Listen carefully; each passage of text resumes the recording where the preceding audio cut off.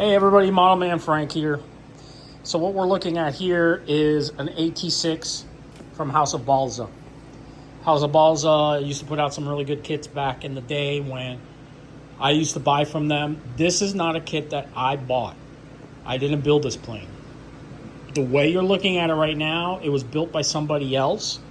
Okay, and for right now, this is pretty much the fuselage that it comes with.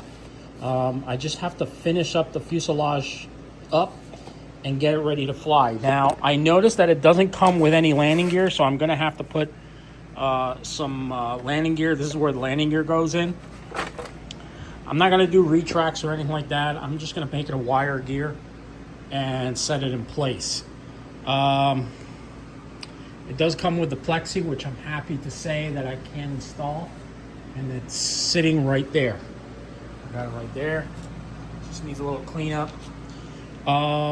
Colors I'm probably going to do is going to be chrome with yellow, or I'm going to do it the same color as the SNJ, which was blue, medium blue, and white on the bottom, to represent basically a Dauntless dive bomber.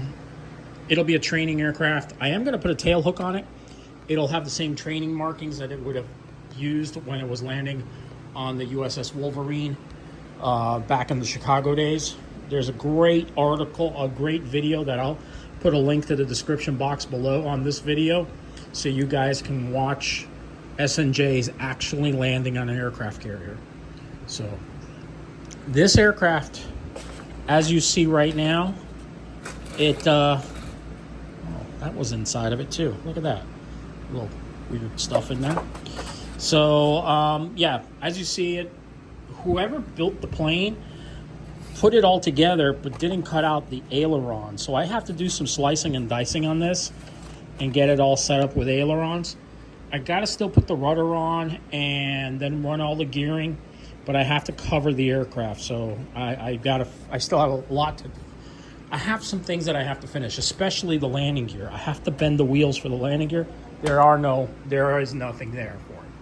So I'll get that all done, and I'll report back to you guys as I'm continuing the model.